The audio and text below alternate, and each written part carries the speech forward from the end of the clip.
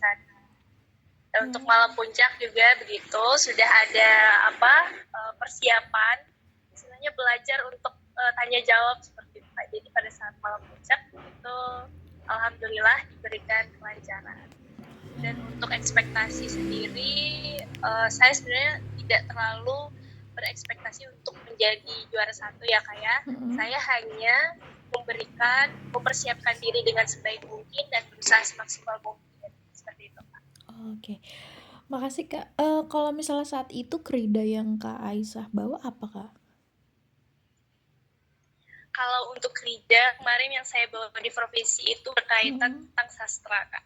Karena saya anaknya suka sastra, jadi programnya berkaitan tentang sastra. Lebih kepada bedah sastra aja sih Kak. Itu gimana Kak? Program kerjanya, kridanya itu gimana? Yang membedah sastra tadi ya? Seperti apa itu Kak? Seperti halnya ketika kita, ini berawal dari ini ya Kak ya, ada permasalahan yang terjadi baik itu di masyarakat maupun media sosial yang mana karya sastra ini kan kayak ada pembeda gitu antara karya sastra dan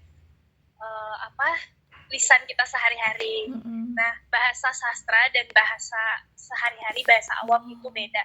Dan bahasa sastra ini cenderung provokatif dan tidak bisa langsung dimengerti oleh orang awam. Makanya ada beberapa karya sastra yang di masyarakat dan di orang awam di media sosial itu bisa menimbulkan masalah karena bahasa yang digunakan di dalam karya sastra tersebut.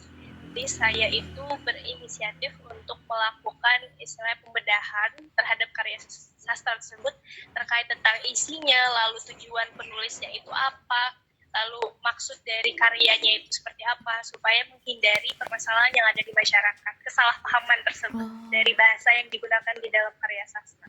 Lebih ke seperti itu Kak. Saat itu Kak Aisyah membedah sastra apa Kak contohnya saat yang duta bahasa itu? Kalau saya sendiri sebelumnya itu hanya ini ya kayak rencana dari program kerja ya kayak atau program kridanya.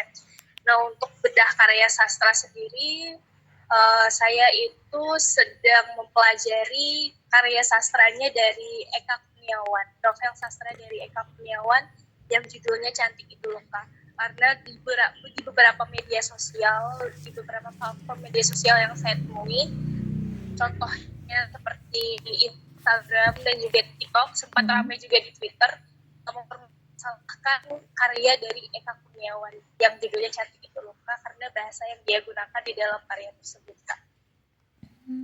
Gitu. Itu nanti rencananya karena ini kan krida itu nanti akan diimplementasikannya ke siapa Kak? Ke berbentuk konten atau seperti belajar mengajar? Krida yang saya bawakan di provinsi kemarin ya Kak ya, untuk yang di provinsi, Duta Bahasa Provinsi. Nah ini kemarin itu rencananya mau seperti konten edukasi. Jadi kita seperti bedah sastra atau diskusi tentang sebuah karya sastra bersama para penggiat sastra ataupun ahli sastra lainnya. Oke. Tapi nanti ini kridanya akan berjalan Kakak? Bergiliran dengan krida-krida yang lain? Ya, rencananya memang akan saya jalankan karena ini bentuk implementasi dari krida yang sudah saya buat. Jadi rencananya memang akan dijalankan, insya Allah. Tapi untuk dalam waktu dekat sepertinya belum bisa saya jalankan karena sedang padat persiapan untuk menuju Duta Bahasa Nasional. Iya, Duta Bahasa Nasional Agustus mendatang ya Kak? Iya. Kan Duta Bahasa ini kan adalah perpanjangan tangan dari Balai Bahasa ya Kak. Salah satunya itu untuk melestarikan bahasa daerah. Nah, kalau misalnya dari Kak Aisyah sendiri, kenapa sih melestarikan bahasa daerah itu menjadi penting? Kalau dari saya sendiri ya kayak bahasa daerah ini merupakan identitas kita ya, identitas awal kita. Karena saya memang aslinya adalah asli Dayak Bakumpai, dan di keluarga sendiri saya merasa ini ya, kayak merasa dari pengamatan saya sendiri merasa bahwa dalam keluarga saya sendiri saja bahasa Dayak Bakumpai ini semakin tergeser baik itu oleh bahasa Banjar maupun bahasa Indonesia. Terlepas dari apa ya, perkawinan campuran antar suku dan lain sebagainya, tapi saya rasa karena memang identitas kita adalah orang Dayak Bakumpai, jadi saya rasa sebagai generasi muda itu sangat perlu untuk diterapkan di kehidupan sehari-hari. Nah, kita itu melestarikannya tidak perlu tidak perlu sesuatu yang besar atau sesuatu yang di mata orang lain itu wow, tapi awalnya itu dari diri kita sendiri aja Kak, menerapkannya dengan cara menggunakan bahasa Bakumpai di dalam lingkungan keluarga atau bahasa daerah lainnya di dalam lingkungan keluarga. Kan ada logat dan dialek yang cukup berbeda ya Kak. Itu banyak nih Kak yang teman-teman aku yang bisa bahasa Dayak dan bahasa lainnya itu yang mengaku malu untuk berbicara itu di ruang publik. Nah itu kenapa Kak jadi kendala?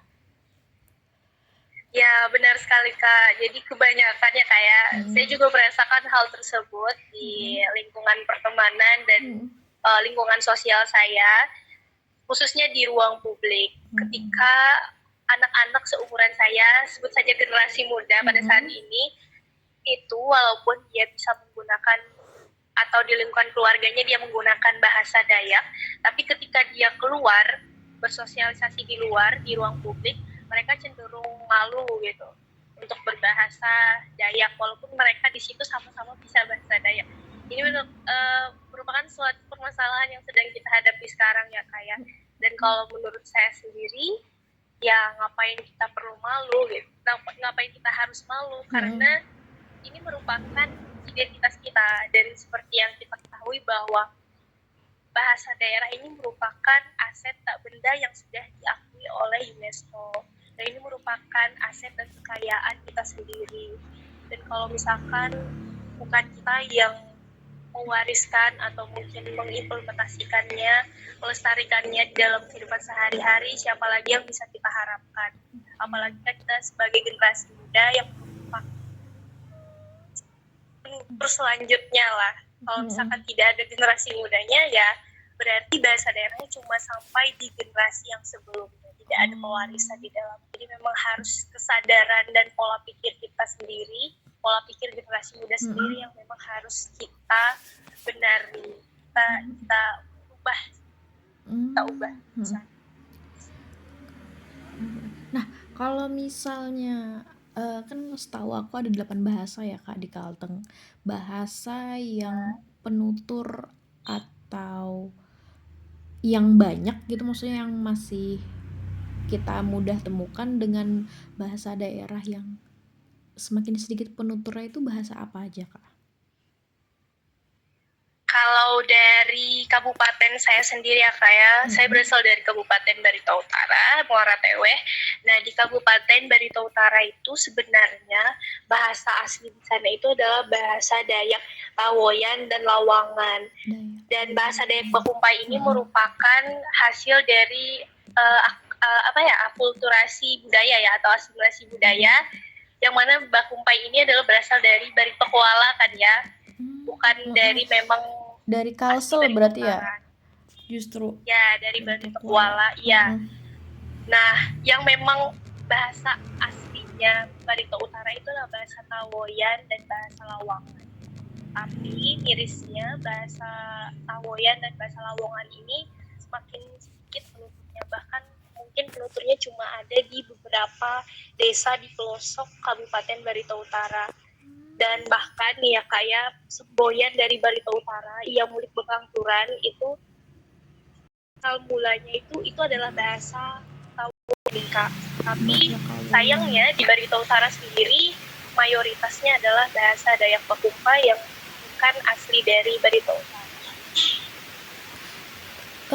Tapi adanya pergeseran penggunaan bahasa daerah itu apakah jadi masalah, Kak? Karena kan sejatinya pada akhirnya sama-sama bahasa daerah juga gitu. Kalau ini kalau dari sendiri apa ya kayak dari apa ya perspektif masing-masing orang. Bahasa Dayak Pakumpai juga bahasa daerah, bahasa Tawayan juga bahasa daerah. Kita juga tidak bisa istilahnya menyalahkan eksistensi atau munculnya bahasa lain di daerah kita, karena bahasa ini tidak hanya sebagai identitas juga, tapi sebagai alat komunikasi kita sehari-hari. Karena kan memang seperti misalkan di daerah kita punya bahasa Dayak Tawayan, bahasa Dayak Pawangan, lalu ada bahasa Dayak Pakumpai. Nah, cara menyatukan berbagai beda bahasa ini pasti ada bahasa persatuannya yang memang dikuasai oleh bisa dikuasai oleh semua sukunya gitu, semua suku yang ada di situ, seperti bahasa Banjar ataupun bahasa Indonesia. Jadi karena memang ada perbedaan bahasa, jadi bahasa yang menyatukannya ini bahasanya bahasa apa? Karena memang semakin banyak interaksi menggunakan bahasa, istilahnya bahasa pemersatu ya kayak bahasa pemersatu, jadi bahasa asli atau bahasa daerah kita itu bahasa daerah itu semakin tergeser gitu. Karena memang memudahkan komunikasi, jadi kita menggunakan bahasa yang memang umum gunakan di ruang publik, bahasa Indonesia gitu tidak bisa menyalahkan. Jadi memang tidak bisa menyalahkan juga kayak, tapi memang itu dari kesadaran kita sendiri, kita mau apa tidak mengakui atau istilahnya mempertahankan yang sudah menjadi identitas kita, halnya bahasa daerah. Mungkin dari Kak Amalia aku boleh minta statement buat anak muda untuk jangan malu untuk memakai bahasa daerah di ruang publik, Kak. Statement kayak kata-kata gitu atau ajakan dan imbauan sih sebenarnya. Kalau statement, saya berangkat dari Nelson Mandela ya Kak ya.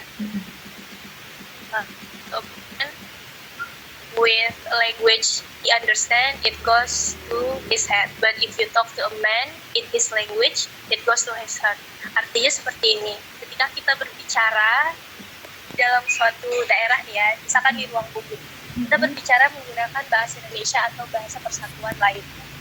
Tapi ketika kita menemukan misalkan di suatu tempat yang bukan kampung kita, katakan saja itu kita sedang berada di Pulau Jawa ya kayak. Nah, lalu ketika di ruang publik itu kita menggunakan bahasa Indonesia kan ya, karena memang ada perbedaan suku dan budaya.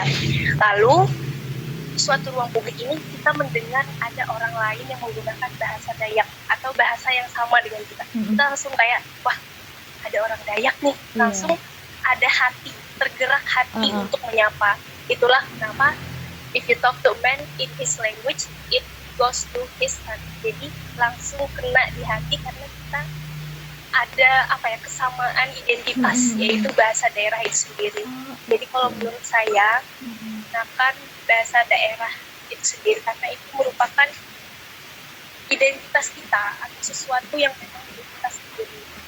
Ketika kita menemukan orang lain yang sama seperti kita, memiliki identitas yang sama seperti kita di ruang publik, itu semacam ada kekuatan emosional atau ada hubungan emosional di dalam hati kita.